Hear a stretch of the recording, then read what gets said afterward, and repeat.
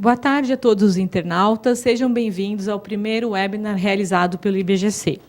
Neste primeiro evento, convidamos o professor Dr. Alexandre de Micheli para fazer uma análise do caso Sadia, com base nos autos do processo da CVM e outros documentos públicos.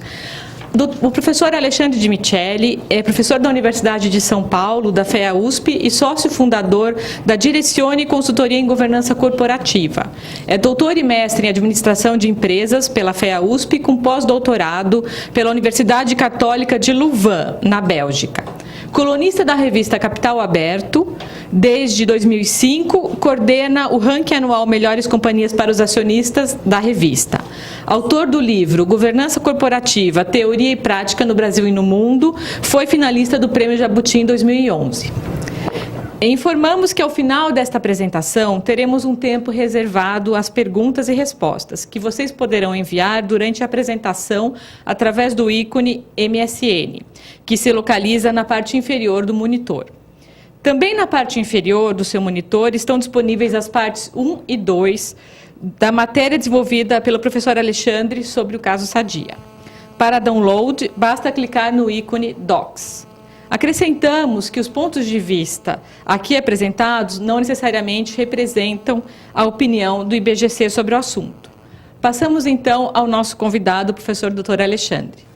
Muito obrigado, Adriane.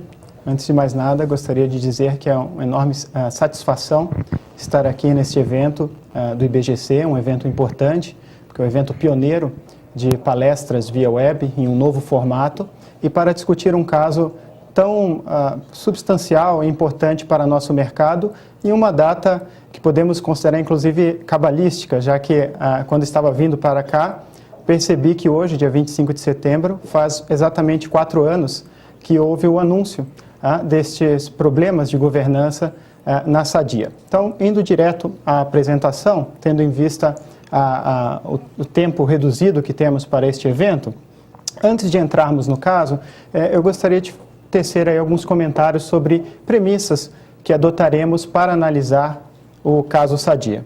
Em primeiro lugar, o foco desta apresentação será na extração de lições que viabilizem uma maior reflexão para organizações, para outras organizações, naturalmente não só de capital aberto, como de capital fechado. Quer dizer, nós não estamos aqui procurando culpados ou procurando personalizar culpados por problemas que já aconteceram, que já foram inclusive tratados e com eventuais inclusive punições pelos órgãos competentes. Estamos aqui para analisar de uma maneira mais ampla, mais sistêmica, esse episódio importante no nosso mercado, para que com essas lições possamos aí aprimorar a governança de outras organizações com as quais todos os senhores que estão participando deste evento naturalmente se relacionam. Uma consequência importante deste primeiro aspecto da apresentação é que os colapsos de governança, esses grandes escândalos, casos extremos, naturalmente decorrem de uma sucessão de falhas na alta administração das companhias. Nós temos um conjunto aí de erros, eventualmente de omissões, eventualmente de decisões erradas e eventualmente de descumprimentos de regras, e não ações isoladas de indivíduos específicos. É muito fácil apontar, olhando para trás, em casos como, por exemplo, do Banco Barings, o Nick Leeson fez tudo sozinho, no caso da Société Générale, Jérôme Kerviel fez tudo sozinho, no caso do Lehman Brothers, Dick Fuld foi o grande culpado. Quer dizer, é uma maneira um pouco simplista de tentarmos sempre atribuir a culpa a alguma pessoa ruim, a alguma pessoa má, que foi e agiu de maneira contrária a todos os demais. Mas, na verdade, como todos nós sabemos, é importante entendermos o contexto social dessas organizações que tiveram problemas e os motivos que levaram, eventualmente, ao descumprimento de regras ou a más decisões na alta administração.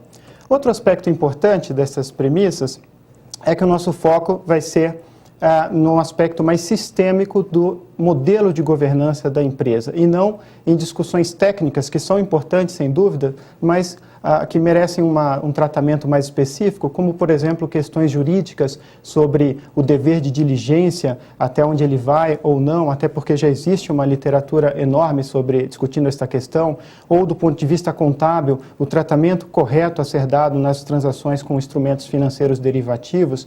Enfim, são questões técnicas importantes, dos trabalhos de auditoria ou não, mas que não são o foco também desta apresentação. O nosso foco será analisar o caso de uma maneira um pouco mais sistêmica para novamente extrairmos aí as lições. E por fim, este material que os senhores receberam foi preparado com base nos autos do processo da CVM e também em outros documentos públicos e oficiais fornecidos pela companhia aí, ao longo dos últimos anos.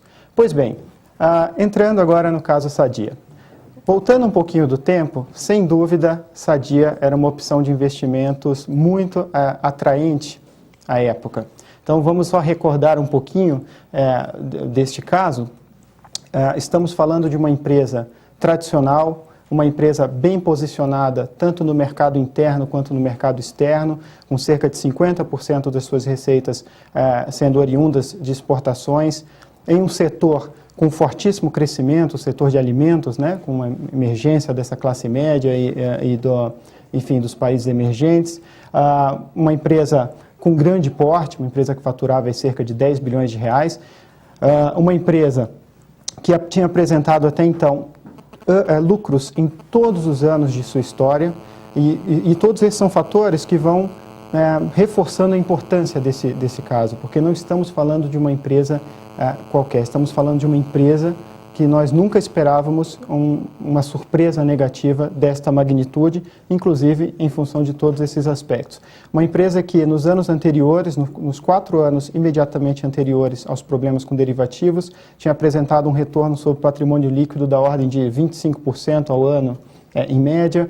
Uma empresa veterana já do mercado, quer dizer, com um conselho de administração constituído em 1964, portanto, há mais de 40 anos, né, até a ocorrência dos problemas, com abertura de capital no início da década de 70, com um comitê de auditoria constituído havia mais de 20 anos também, enfim, e uma empresa que tinha uma estrutura de propriedade já, digamos, bem equacionada, com uma família controladora que estava em tese distante da gestão diária, localizada no Conselho de Administração e, portanto, com papéis muito bem definidos no seu modelo de governança.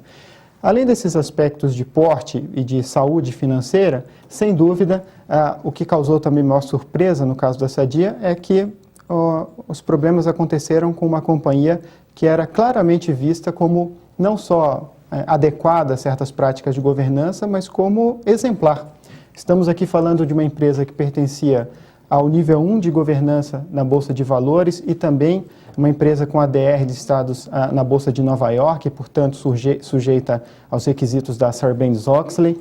Estamos falando de uma empresa que possuía uma maioria de conselheiros independentes, 6 dos 11 conselheiros na época dos problemas, portanto, alinhada às práticas recomendadas no que diz respeito a este aspecto, com conselheiros independentes muito bem qualificados, estamos falando de pessoas que haviam presidido grandes bancos, enfim, pessoas que haviam estado em cargos-chave em órgãos reguladores como CVM, CEOs de empresas de novo mercado, um dos principais consultores de alta gestão do país, quer dizer, estamos falando de uma empresa realmente com um conselho de administração muito, muito seleto, muito qualificado e, digamos, exemplar. E, novamente, uma empresa considerada de ponta nesses aspectos. Uma empresa que tinha 4 comitês do Conselho de Administração, então comitê de auditoria, de finanças, comitê tributário, comitê de recursos humanos, e sendo que os 2 comitês-chave que nós vamos conversar ao longo desta sessão, os comitês de auditoria e de finanças, eram compostos pelo menos por metade de membros independentes, quer dizer, com comitês também alinhados a práticas recomendadas. A empresa possuía ainda 4 comitês de gestão em áreas relacionadas a questões de finanças, riscos, como, por exemplo, Comitê de Finanças, Comitê Financeiro de Investimentos da Diretoria de Finanças, Comitê de Riscos, Comitê de Investimentos e Riscos, enfim. E, no final das contas, com uma política financeira contemplando a gestão de riscos e aprovada pelo Conselho de Administração, também como preconizam as boas práticas de governança.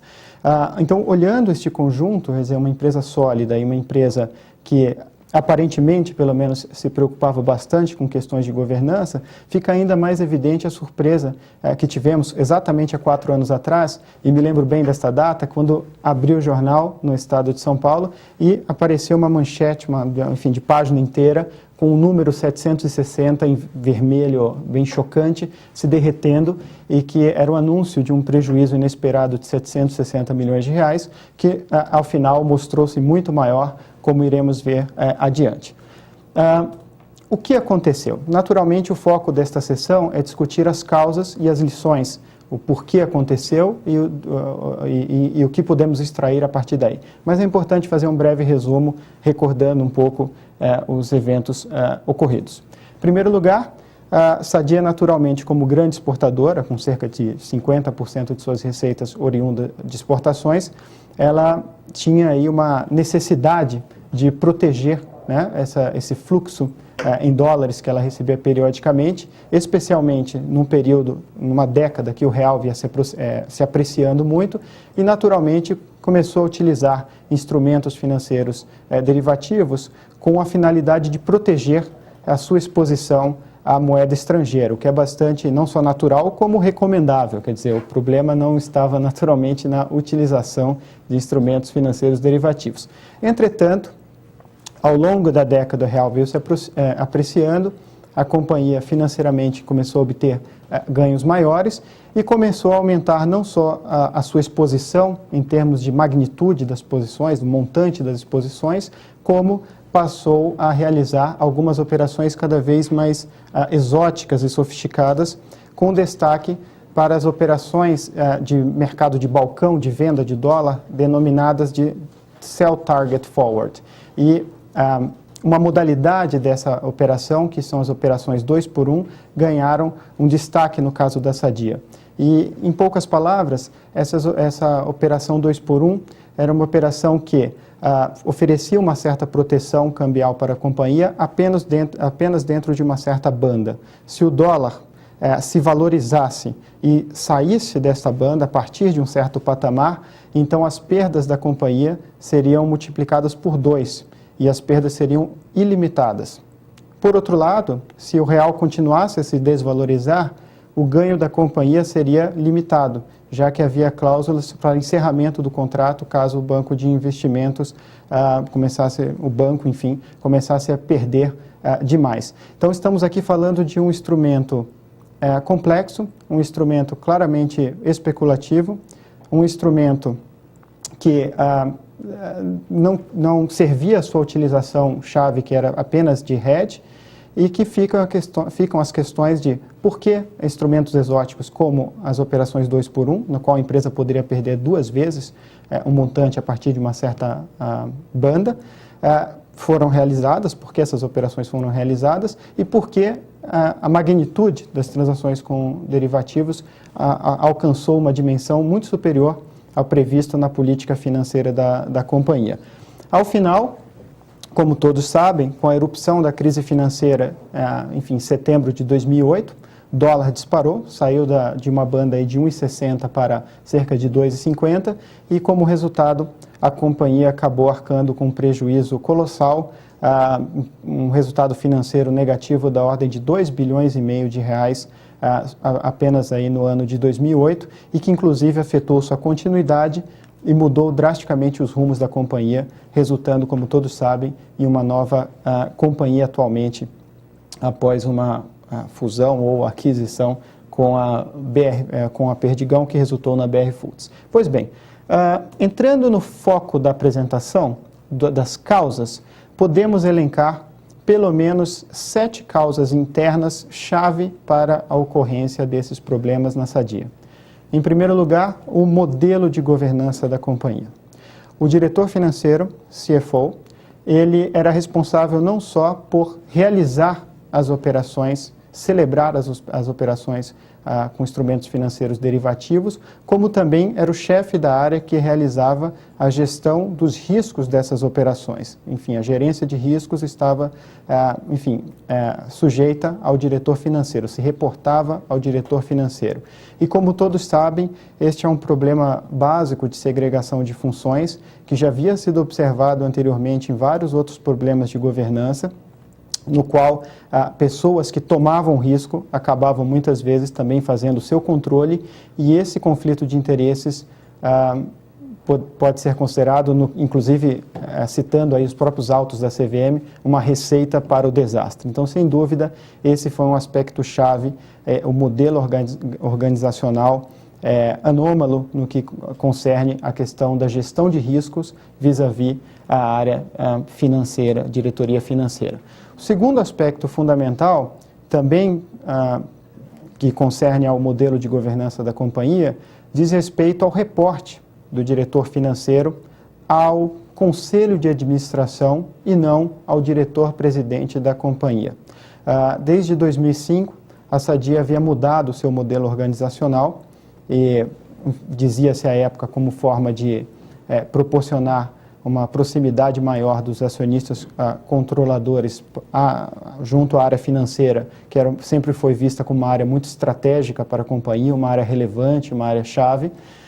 E o resultado dessa mudança organizacional em 2005 foi que o diretor financeiro passou a se reportar ao Conselho de Administração, particularmente ao presidente do Conselho de Administração.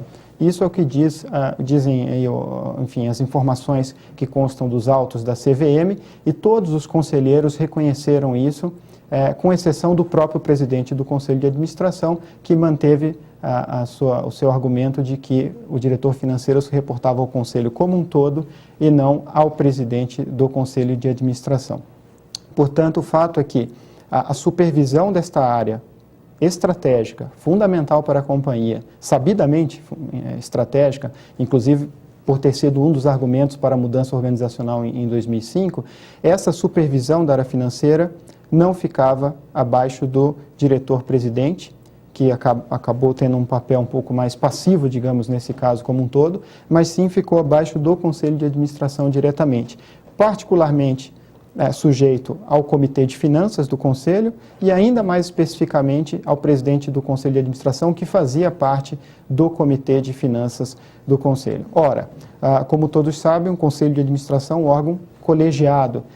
Nenhum poder, nenhuma pessoa específica deveria, em tese, ter um poder específico adicional ou funções executivas, já que esse é um princípio básico da separação da gestão e da propriedade da representação dos acionistas, que deveria ser, obviamente, satisfeito aí, dentro das boas práticas de governança.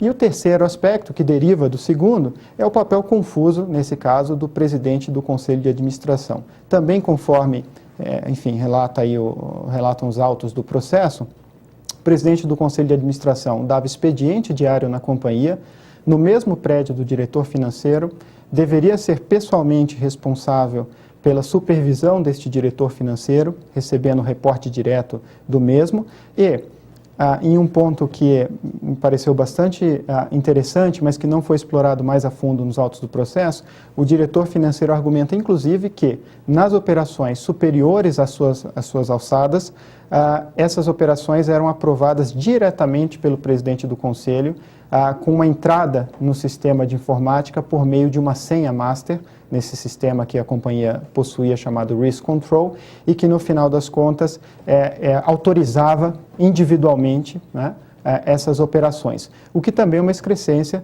já que, novamente, em tese, o presidente do Conselho de Administração é um conselheiro como os demais, com funções aí no sentido de organização do órgão, mas não com poderes específicos, muito menos com poderes deliberativos para a gestão diária da companhia, como me parece que suspeita-se, pelo menos, que aconteceu neste caso. Pois bem, então o modelo de governança era um modelo estranho, um modelo que, sem dúvida, contribuiu para os problemas. O segundo aspecto diz respeito à efetividade dos comitês do Conselho.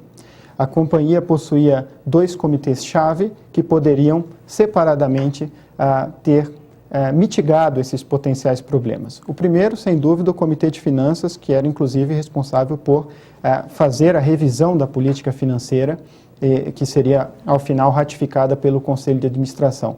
Este Comitê de Finanças, pela política financeira da companhia, deveria supervisionar o cumprimento da política mensalmente, com reuniões mensais.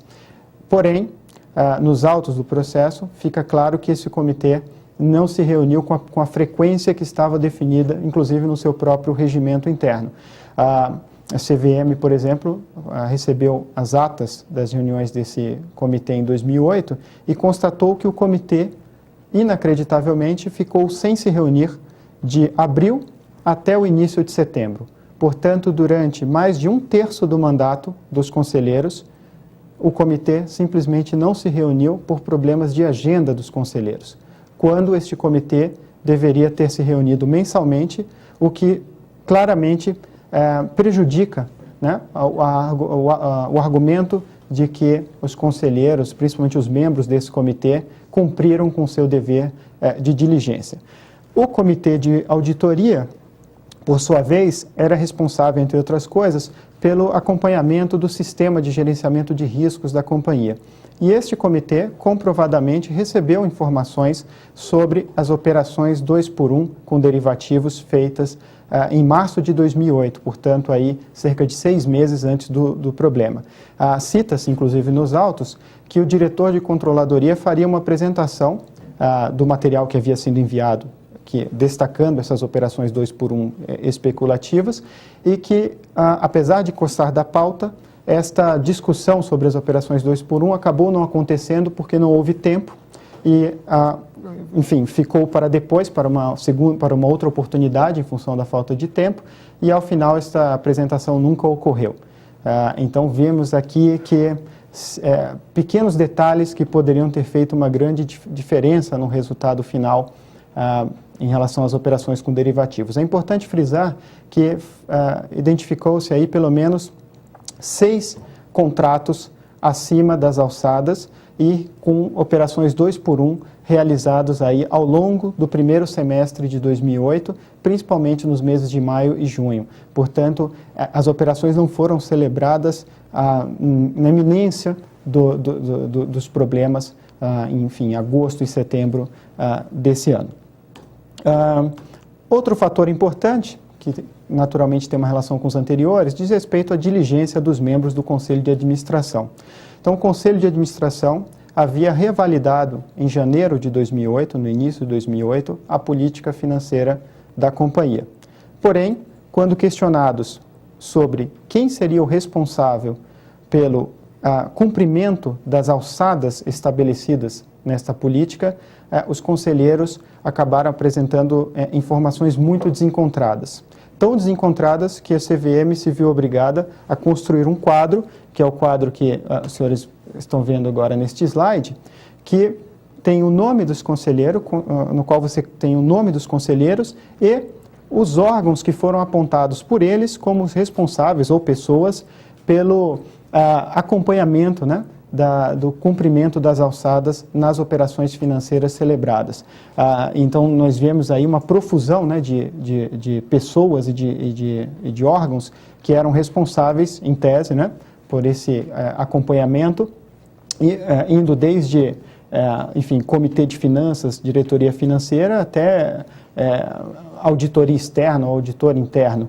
E houve, inclusive, um conselheiro que não precisou área alguma, como mencionado aqui nos autos do processo, tendo citado um certo sistema de informática que seria o responsável pelo acompanhamento das alçadas. Portanto, o desconhecimento da política financeira aprovada pelo próprio Conselho de Administração e, enfim, as informações desencontradas obtidas pela CVM nos depoimentos reforçaram a ideia aí da falta, né, de diligência dos membros do Conselho de Administração.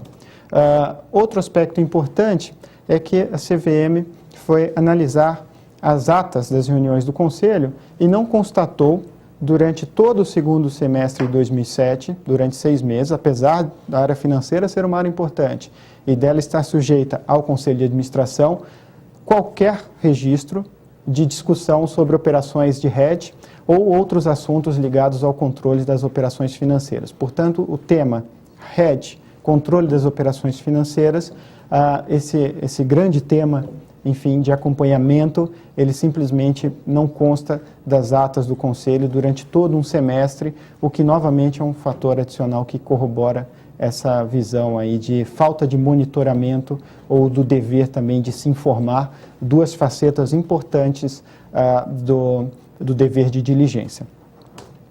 Quarto fator diz respeito à própria política financeira. Quer dizer, uma política tem que ser algo claro, né? Tem que ser algo que as pessoas possam compreender e internalizar. E a política não era clara conforme foi observado posteriormente. Em primeiro lugar, os limites das alçadas. Quando questionadas, as pessoas da área financeira apresentaram informações muito desencontradas sobre quais seriam os limites. Alguns achavam que o limite era por contrato, outros achavam que o limite era por dia, outros achavam que o limite era por banco. O que já mostra aí um desalinhamento sobre o que deve ser cumprido. O segundo aspecto diz respeito aos responsáveis, tanto pelos chamados testes de cenários de stress, quanto pela análise aí da aplicação de potenciais limitadores de perdas, que são os chamados stop loss. Então, posteriormente, foi feita uma análise em relação a esses dois aspectos e concluiu-se que ninguém estava fazendo esse teste de stress com a regularidade, com a elaboração de relatórios periódicos, semestrais a respeito disso, e muito menos havia um responsável, claro, pela aplicação de algum tipo de limitador de perda. Temos um pouco mais de tempo, 10 minutos. O encarregado pelo cumprimento da política seria o diretor, de acordo com a própria política, o diretor de administração, finanças e relações com investidores, um cargo que simplesmente não existia no período analisado.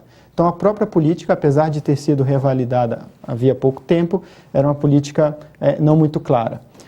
Mecanismos de compliance. A empresa não dispunha de controles internos efetivos, né, para assegurar realmente o cumprimento de suas políticas. Isso é um pouco tautológico, até tendo em vista o que aconteceu. E, além disso, é importante frisar que não há evidências de que a companhia tinha um programa efetivo de compliance em curso que assegurasse, entre outras coisas, o cultivo contínuo da consciência das pessoas sobre a importância do cumprimento das regras. Quando a gente fala em essência de governança, falamos basicamente em tomar decisões no melhor interesse de longo prazo da companhia e no cumprimento das regras. E naturalmente, isso daí depende muito de um aculturamento, das pessoas entenderem que estão em uma comunidade, em um contexto, que suas ações terão impacto sobre terceiros, e naturalmente não há evidências disso, que isso ocorria na companhia, esse aspecto um pouco mais humano, comportamental, psicológico, tendo em vista que, inclusive, não só os problemas aconteceram, como não houve nenhuma apresentação na defesa de alguma coisa neste sentido. Chama atenção aqui a troca de e-mails entre pessoas da área financeira, que foi identificada pela CVM durante aí também os autos do processo. Então, vejamos. No dia 19 de agosto, portanto, um pouco mais de um mês antes do fato relevante com os prejuízos, né, de anúncio dos prejuízos, vejam essas trocas de e-mails entre as pessoas da área financeira. O gerente de risco enviou um e-mail para o gerente financeiro, o gerente de tesouraria, falando: estamos bastante desenquadrados com relação à exposição em dólar sobre real para 12 meses, dada a subida da curva e da volatilidade da última semana. Conforme a política, podemos ter como exposição até 50% da geração operacional líquida, mais ou menos 720 milhões de dólares. Estamos com quase 1,2 bi. A preocupação é do dólar continuar subindo com a volatilidade, dado que as probabilidades de dobrar as posições aumentam e as chances de caos postergam, aumentando ainda mais o desenquadramento. Portanto, o alerta havia sido dado um mês antes. Resposta do gerente financeiro: ok, mas a companhia diz que vai dobrar o faturamento. Então, o problema não é reduzir a exposição, talvez o parâmetro de referência possa vir a mudar. Temos que ver que este cenário pode ser passageiro. Este é o grande problema. Numa operação de hedge, você não pode esperar um cenário, você tem apenas que fazer uma operação para se proteger e ponto final. E que a curva já andou mais de 2 desvios em relação ao fechamento do mês passado. É hora de ter calma e não desfazer nada. Leiam entre parênteses, talvez aumentar a posição. No way, Daniel, veja como estão as calls. Resposta do gerente de risco, tudo isso na mesma data, 19 de agosto. Ok, concordo. Fico só preocupado com relação ao desenquadramento, uma vez que é apresentado ao Comitê Conselho. Portanto, a preocupação não se deu em relação ao impacto sobre terceiros, inclusive sobre a própria companhia, naturalmente, mas sim na perspectiva disso ser apresentado a um outro órgão. Resposta final, eu falo com o Adriano, que era o diretor financeiro, comitê semana que vem cancelado. Quer dizer, o comitê estava agendado e havia sido cancelado. Provavelmente, talvez, em função de agendas, só em setembro. E, ao final, o CFO declarou que só soube de todos esses episódios de desenquadramento no dia 3 de setembro de 2008. Bom, voltando, precisamos acelerar um pouquinho aqui no tempo, temos a questão dos mecanismos de compliance. Quer dizer, conforme mencionado, faltou um pouco um programa de aculturamento, de conscientização, e isso faz toda a diferença. Não só você ter as regras, mas você fazer com que as pessoas queiram cumprir as regras, sintam que isso é importante.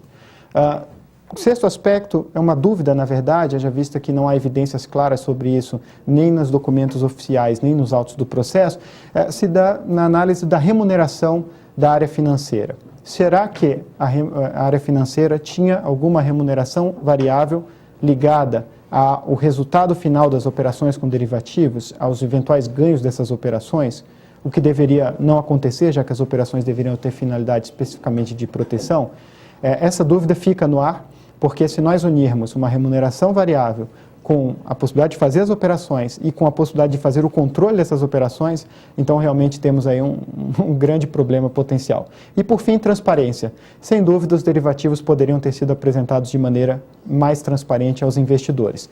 A Sadia optava, não de maneira ilegal, mas não optava por não reconhecer ganhos e perdas de contratos ainda não realizados, portanto ainda não liquidados, o que é diferente da norma vigente hoje, naturalmente, nas normas internacionais, já que a ideia é você ter uma certa marcação a mercado na data de fechamento do balanço, definindo sua posição naquele momento. E a companhia havia optado por fazer um regime muito mais de caixa e não de competência das suas operações com derivativos, lançando esses ganhos não realizados em notas explicativas não muito claras, já que todos foram pegos de surpresa aí com o que aconteceu e com a exposição da companhia ao dólar.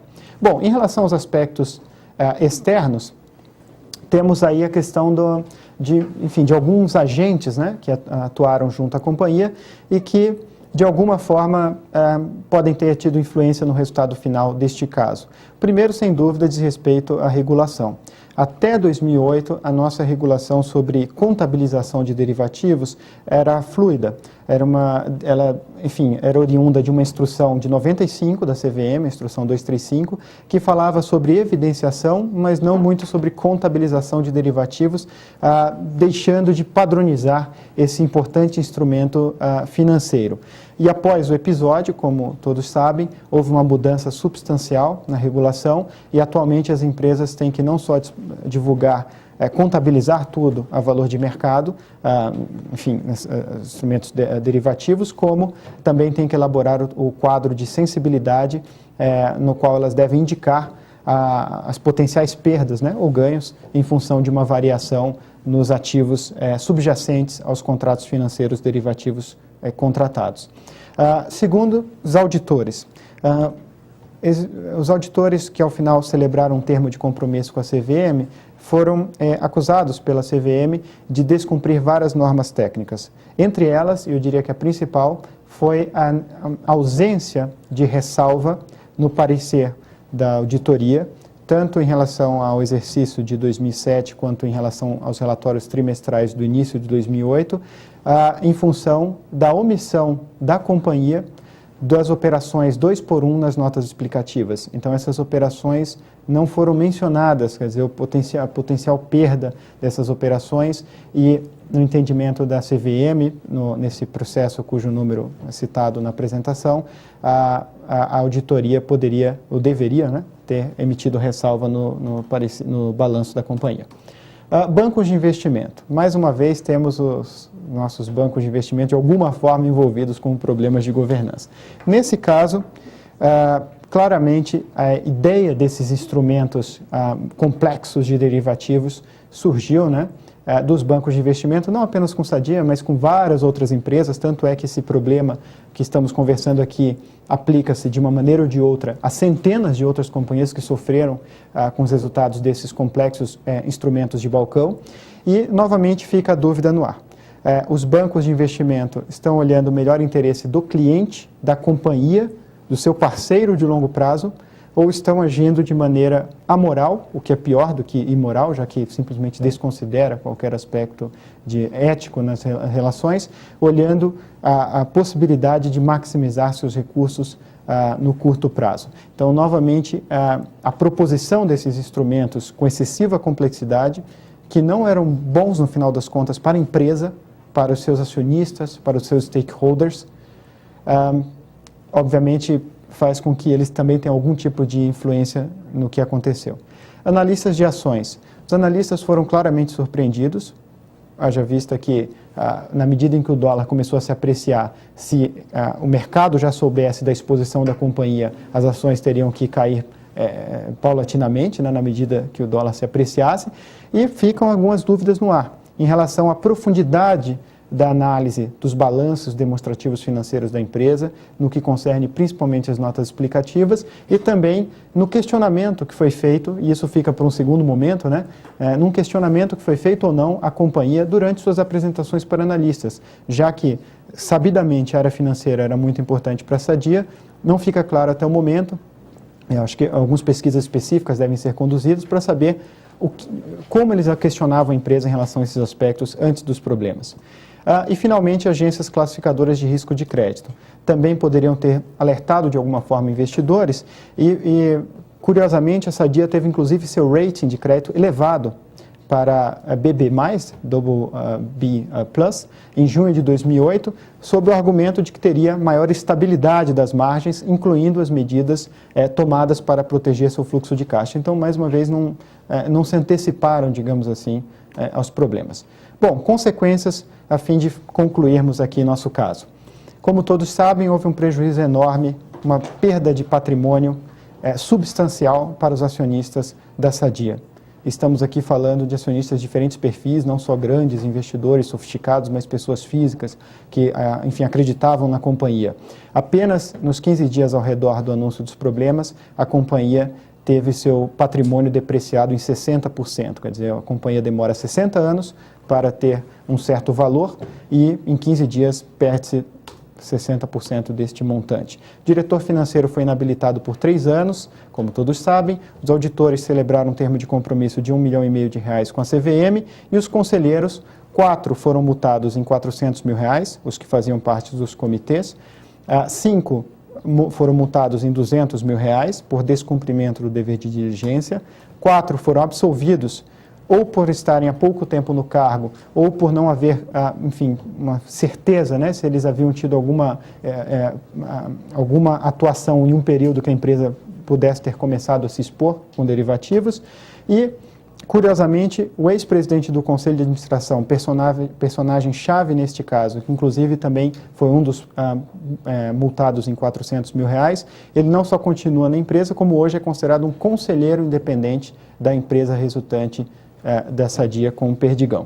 Bom, 5 lições úteis em relação a este caso. E para concluirmos.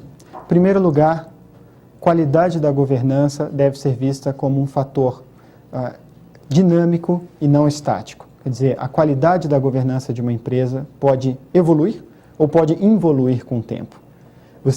Para você continuar a manter a empresa bem governada, você precisa ter um comprometimento contínuo de suas principais lideranças. Quer dizer, é um tema que não se pode baixar a guarda. você não conquista a governança e ponto final. Governança tem que ser mantida, cultivada. Sadia, eu acho que é um caso bem emblemático nesse aspecto. Segunda lição, o funcionamento do sistema de governança que importa, e não a mera constituição de órgãos, a mera criação de documentos ou a mera, composição desses órgãos. Então, com comitês ornamentais, compostos por pessoas que têm conhecimentos, têm muita reputação no mercado, figurões, como são chamados, claro que pode ser algo bem-vindo, mas não assegura a boa governança. É uma condição interessante, mas não, sem dúvida, suficiente. Portanto, o que importa mesmo no modelo de governança, como todos os senhores sabem, já que estamos falando para um fórum muito seleto aqui do IBGC, é como uma coisa acontece no dia a dia, o seu funcionamento, e não aquela governança do tal checklist, quer dizer, que você tem algo frio, técnico, desconectado do dia a dia, apenas para mostrar para os públicos externos que você está alinhada a práticas recomendadas. Terceira lição diz respeito ao cumprimento das políticas corporativas como um aspecto chave da agenda dos conselhos de administração. Geralmente, os conselhos tendem a não se envolver tanto com questões um pouco mais das áreas de controle, se concentrando um pouco mais em questões de decisões estratégicas, etc. Mas é fundamental, quer dizer, você assegurar que a companhia tem um programa efetivo de cumprimento de suas regras, o tal do programa de compliance, incluindo um aculturamento contínuo, é fundamental. Quarto, a boa governança tem que se refletir na vontade de prestar contas. A transparência é a vontade, conforme inclusive preconiza já o código do IBGC, de prestar voluntariamente informações que sejam do interesse dos seus públicos interno e externo. E não apenas prestar contas de maneira econômica, no mínimo possível, de acordo com a regulação. A Sadia se apresentava como uma empresa com boa governança e, portanto, no aspecto de transparência das suas operações com derivativos, também deveria ter mostrado de forma mais clara não só os resultados, mas os riscos aos quais estava sujeito. E, finalmente, a última lição, que diz respeito aos questionamentos, à atuação dos conselheiros. Quer dizer, os conselheiros devem ativamente procurar fazer os questionamentos corretos. Ninguém espera que os conselheiros, que o conselho, entre na gestão diária, muito menos no detalhamento operacional ou na garantia de que tudo ali vai ser feito de acordo com as regras. Mas, pelo menos que façam as perguntas que de fato podem agregar valor ou evitar destruição de valor. No caso da Sadia, por que a estrutura organizacional é desta forma? Será que esta pessoa que está lá nesse cargo, ela tem um perfil, inclusive ético, que assegura para estar ali, que ela é uma pessoa adequada para estar ali? Quais são os contrapesos? Como uma empresa muito endividada, com mais de 2 bilhões em dívidas, à época possuía um resultado financeiro positivo, por que o peso do resultado financeiro em instrumentos financeiros derivativos, em operações liquidadas e não liquidadas, subiu de 35% do lucro antes de imposto de renda em 2007 para 150% do lucro da companhia no primeiro semestre de 2008. Então, são perguntas que os conselheiros poderiam ter feito e que, obviamente, mostrariam uma diligência maior. Não devem confiar cegamente em informações prestadas por fontes isoladas. Eu acho que esse é um caso emblemático porque ele muda um paradigma, um entendimento, digamos assim, uma visão da CVM de que a própria essência de se ter sistemas de controles é que você vai procurar por outras fontes de informação e não somente na palavra de uma pessoa isolada, muito menos quando essa pessoa tem conflito de interesses. E não tem a responsabilidade diminuída por comitês específicos. Quer dizer, o conselho não pode delegar seu papel para um comitê, a responsabilidade final continua sendo do conselho, muito menos para uma pessoa do conselho especificamente. E, finalmente, a última lição, que é a grande lição geral, e é uma lição recorrente de vários, infelizmente, de vários outros colapsos empresariais associados a problemas de governança. O que importa é a governança na essência, a governança do dia a dia, praticada, é a vontade de querer novamente tomar decisões alinhadas com o longo prazo da organização e a vontade de querer cumprir as regras, e não a governança baseada apenas em formalismos, em checklists. E tudo isso depende fundamentalmente da atuação decisiva das lideranças da companhia, em última instância do seu conselho de administração. Muito obrigado. Muito obrigada, Alexandre. Vamos agora, então, às perguntas e respostas. Gostaria de lembrar a todos que quem quiser mandar resposta, que envie via o ícone MSN, que vocês estão vendo na parte inferior do monitor, e pedimos também que as pessoas se identifiquem. Enquanto recebemos as perguntas, vamos passar as perguntas que já temos aqui. A primeira é do senhor José de Mello, do Rio de Janeiro. O senhor José de Mello gostaria de saber, Alexandre, se não deveria haver uma atuação dos comitês, especialmente os comitês de auditoria, mais proativas na gestão de riscos, né, do que esperar a auditoria externa que atua sobre os fatos já ocorridos. Bom, essa pergunta é excelente, sem dúvida. Esta é a finalidade, né, do comitê de auditoria. Por isso, a ideia de se constituir um comitê de auditoria, no sentido de você ter alguns membros do Conselho de Administração, geralmente mais interessados e mais afeitos a questões de contabilidade, de finanças, enfim, de controladoria, de auditoria, e que esses membros possam se debruçar com mais profundidade em relação a essas matérias, para que possam levar ao Conselho de Administração uma análise mais qualificada e independente das questões relativas a controles internos, auditorias internas independentes e gestão de riscos da companhia. É importante frisar nesse aspecto, fazendo aqui o paralelo com o caso da Sadia, que a CVM procurou as atas dos comitês da Sadia no ano de 2008. E, com exceção do Comitê de Financeiro, dessas reuniões que aconteceram até abril e depois da reunião de setembro, a CVM, até início de setembro, não identificou qualquer ata de reunião de comitês do Conselho. Então, quando você entrava no site da Sadia, você via lá 4 comitês do Conselho. Mas não adianta muito, né, de nada adianta se esses comitês de fato não funcionarem a contento. Temos uma pergunta do senhor Renato Novaes, de Campinas. Na sua opinião, qual foi o problema de governança mais grave que serviria como um alerta para as outras empresas? Em tudo isso que nós vimos aqui, para mim, minha opinião pessoal em relação ao caso, acho que, no final das contas, houve pouca ou nenhuma má-fé nesse caso. Na verdade, foi um contexto que levou as pessoas a agirem de uma maneira, ou no sentido mais relaxada, porque começaram a ver bons resultados, e é normal você relaxar, baixar a guarda quando você vê bons resultados, ou porque a companhia era bem vista externamente, e óbvio, fazendo um paralelo com outros casos de governança, quando você tem uma companhia que é muito valorizada pelo mercado, pelas pessoas, e vista como exemplar, naturalmente você também se sente mais confortável com ela. Então, acredito que o fato da companhia ter tido um sucesso anterior, digamos, pode ter relaxado a qualidade da sua governança posteriormente. E um ponto fundamental, eu acho que neste caso também que deve ser mencionado, é a palavra tempo. Quer dizer, fica muito claro neste episódio que lamentavelmente houve falta de tempo para se debruçar sobre questões importantes da companhia. Tempo por parte dos conselheiros, principalmente dos conselheiros independentes. Então, os comitês muitas vezes não funcionaram por problemas de agenda, por dificuldades, e a gente enfatiza muito a necessidade da pessoa se envolver com a empresa da qual participa, da qual atua como administrador. É importante acompanhar a empresa e não apenas frequentar reuniões. Há uma diferença muito grande entre uma coisa e outra, e acredito que neste caso a mensagem que fica também é da disponibilidade, né, da dedicação para com a companhia. Temos agora uma pergunta do Arthur Neves, de São Paulo.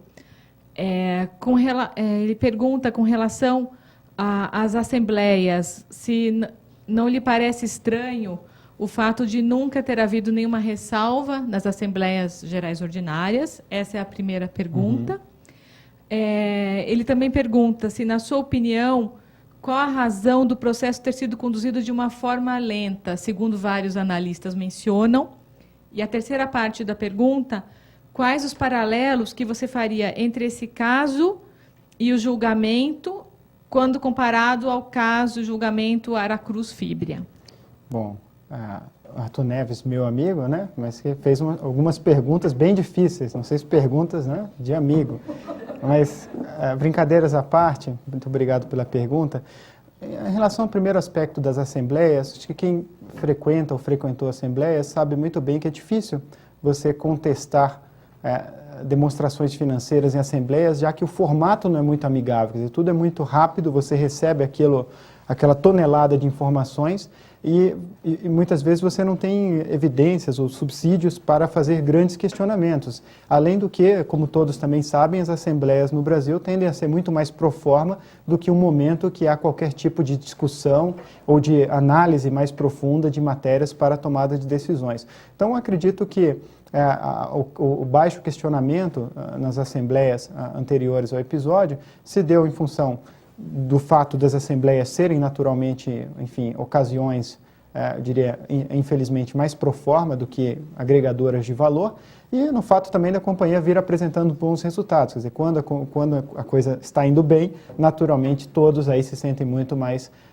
confortáveis.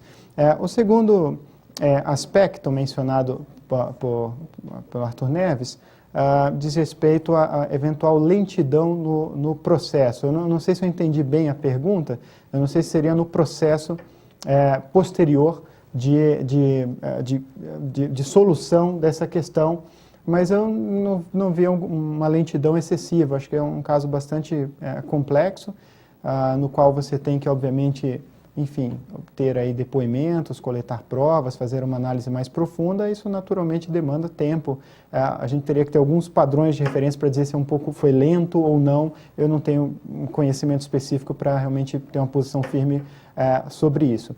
E o terceiro aspecto mencionado, que foi em relação à questão da Aracruz, né, ou da Fibria, o paralelo. Bom, sem dúvida, há um paralelo fortíssimo, né, entre ambos os casos e novamente, os prejuízos causados por operações com derivativos ao final de 2008, com a subida repentina do dólar, foram prejuízos não só, naturalmente, com Sadia e Aracruz, mas com dezenas ou centenas de outras empresas. Então, existem muitas causas, sem dúvida, comuns a esses episódios. A grande diferença, acho que todos sabem, vêm acompanhando, foi na resolução. Quer dizer, no caso da Sadia, isso foi a julgamento e houve punição dos conselheiros, o que, de certa forma, é bastante importante do ponto de vista, do meu ponto de vista, pelo menos, educativo para o mercado, é bastante educativo. Por outro lado, no caso da Aracruz, a CVM recentemente optou pela celebração de um termo de compromisso, o que, do meu ponto de vista pessoal, não deveria ser a solução adequada, mas aí, claro, cada um tem a sua visão pessoal sobre o fato. Acho que é muito importante que esses casos pioneiros, eles possam ir até o final, inclusive para a geração de autos de processos como esse da Sadia, que são uma verdadeira aula. Eu diria que são obrigatórios para qualquer interessado nas questões de governança, e que com a solução encaminhada pela CVM, de celebração de termo de compromisso, infelizmente ficou prejudicada uma análise tão profunda quanto essa. Uma pergunta agora do senhor Carlos Roberto de Oliveira. Ele pergunta sobre o Conselho Fiscal. Existe alguma ponderação, alguma atuação que tenha sido falha no caso do Conselho Fiscal? Bom, eu esqueci de mencionar, um bom ponto. A Sadia também tinha Conselho Fiscal. E, curiosamente, o Conselho Fiscal ele não aparece nos autos do processo, não aparece também ali nos relatórios publicados pela companhia no que concerne essas operações aí com derivativos. Então, sinceramente, a gente não pode tecer enfim, opiniões sem evidências. E fica difícil avaliar a atuação do Conselho Fiscal neste caso. O fato é que, obviamente, o Conselho Fiscal também não foi um órgão que sinalizou problemas na companhia, pelo menos não claramente ou não nos documentos públicos, e apesar de existir. Então, realmente, me faltam elementos para analisar o Conselho Fiscal nesse caso. Por outro lado, isso não é um bom sinal, já que isso, enfim, sinaliza aí que o órgão também talvez não fosse tão ativo assim. Temos agora uma pergunta do senhor Jaime Luiz Calcing. Ele diz que você atribui entre 7 causas a inexistência de controles internos efetivos, mas pelas trocas de e-mails, na verdade, alguns controles existiam, tanto que os técnicos alertaram o gestor. O problema, então, não seria essencialmente de uma questão de natureza ética deste ao não informar aos comitês e conselhos sobre o desenquadramento?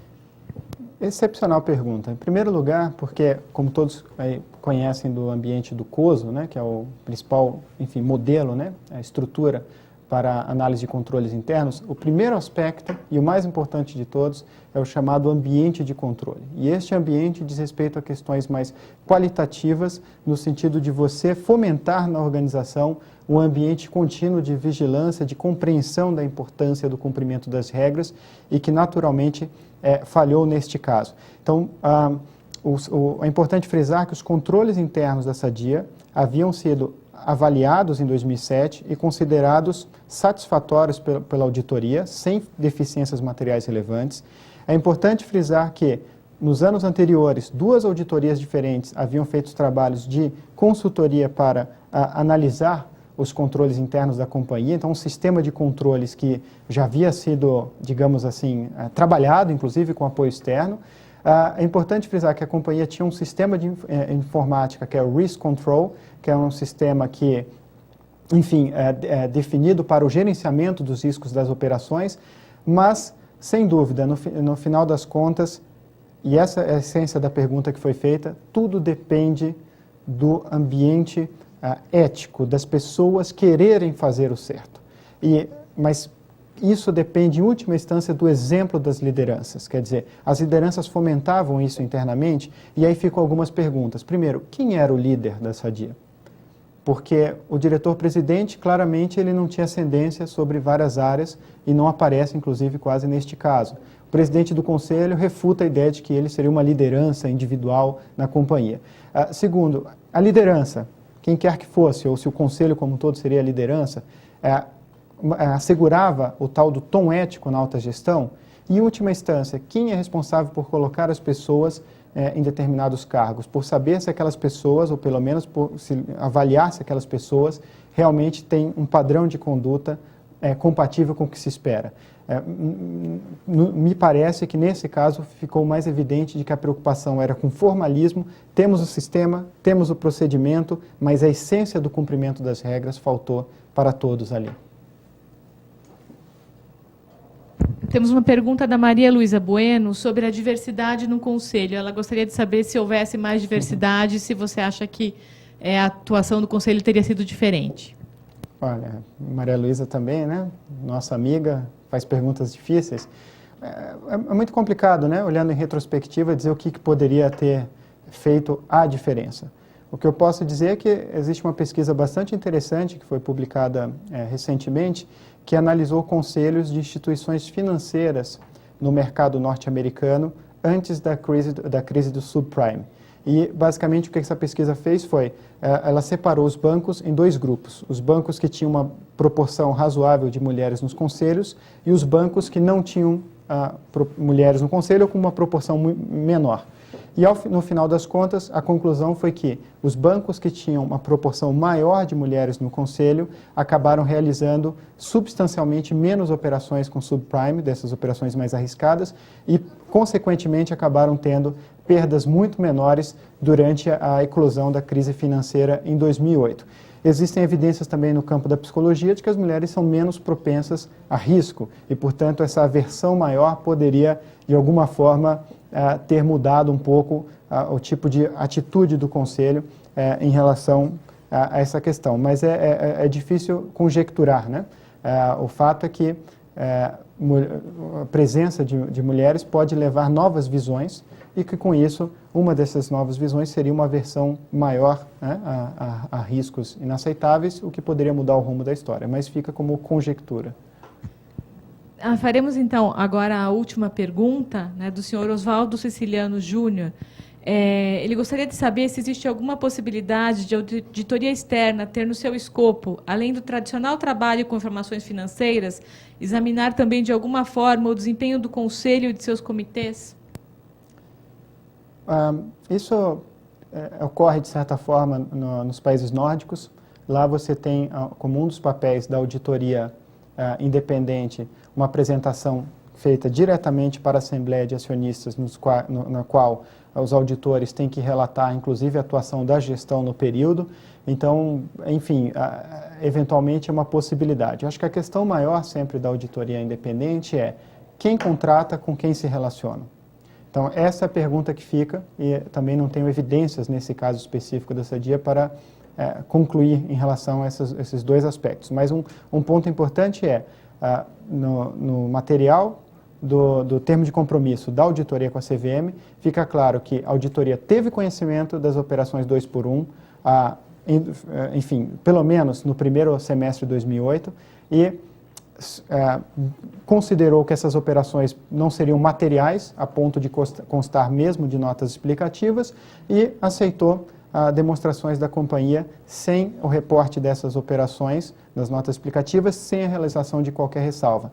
Se eventuais, enfim, relacionamentos ou a questão da submissão a uma contratação por parte A ou B pode ter influenciado nessa análise, é uma questão que fica aí em aberto para investigação. Bom, todas as perguntas que foram recebidas até agora serão encaminhadas ao professor Alexandre. Gostaríamos de agradecer a participação de todos os internautas e agradecer mais uma vez, Alexandre, a sua participação. Foi muito relevante para o estudo da governança corporativa no Brasil. Então, agora eu passo a palavra para suas considerações finais. Muito obrigada. Gostaria apenas de agradecer novamente ao IBGC pelo convite, um convite muito honroso.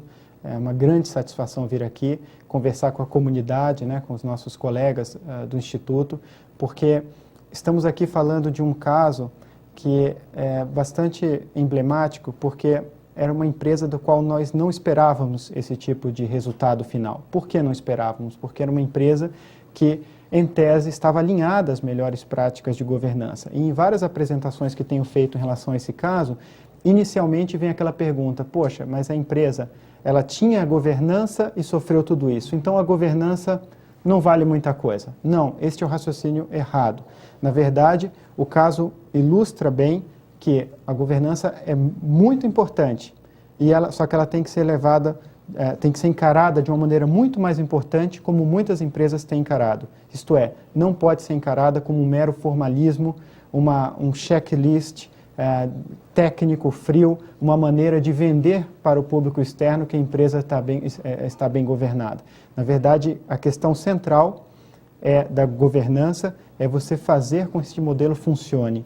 E isso deve ser prioridade máxima das suas lideranças e não alocado para grupos específicos ou para áreas específicas. Portanto, fico muito feliz de vir aqui debater este caso.